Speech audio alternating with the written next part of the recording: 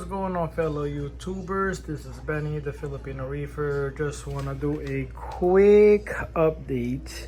I know it's been quite a moment, but I just want to show you guys what I've done today. So as you guys see, I have the tank and the sump, and I have the plumbing in the back.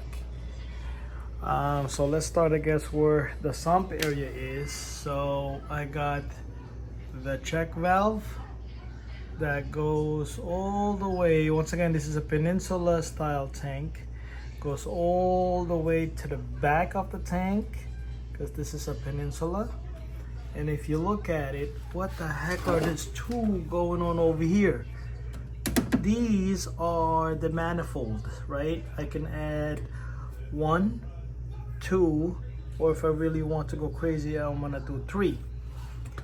I'm gonna get back to you in a few seconds and tell you why I got that. So from there, it goes back to the return, which goes all the way back to that nozzle right there, right? So that's what we have for our return plumbing. Now for the drain, this obviously is the main drain because it has a gate valve, so you can control the flow. And the second one in the middle is the emergency drain, right? So that goes right there. So now it goes in circle and circle and circle and circle and circle. All right, so that's what we got going on. Nothing crazy, nothing fancy, but what I'd like here is what I'm gonna focus on is this. What the heck is that 2 valve doing over there on the return, right? What is that doing over there? I'll tell you right now. That is gonna be for the chiller. I'll point it. That's the chiller. And this is gonna be a reactor or anything that you want. It could be a UV sterilizer, it could be a reactor, it could be anything you want to add on to this valve. For me, my scenario is, since I already have an in-sump UV sterilizer, I'm gonna use this 2 as my chiller and the second one as a reactor. So why did I do that? The reason why I did that is because I don't want too many power pumps on my setup, right? And I don't want you got a return pump out what do you call this, gizmo, then you're gonna have a return pump for the or a pump for the reactor and then a pump for the chiller. So by having these, you're bypassing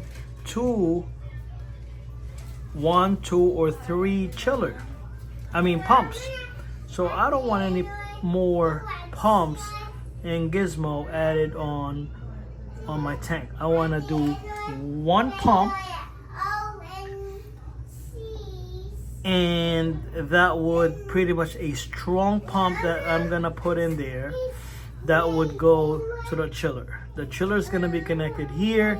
It's gonna continuous cycle. It's gonna always move.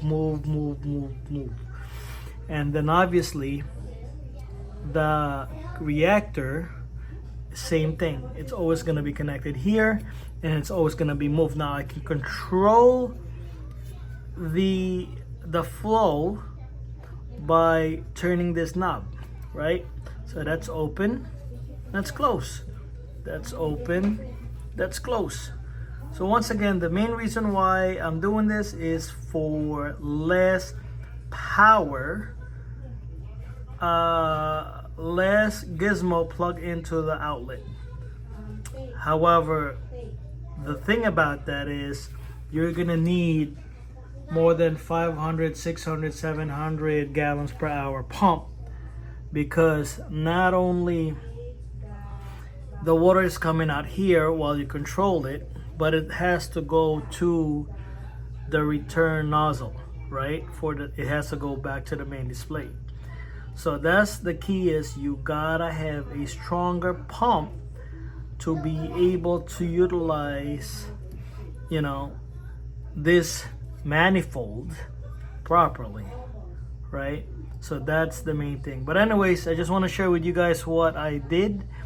And this is a dry fitting. What I need to do now is just get a glue.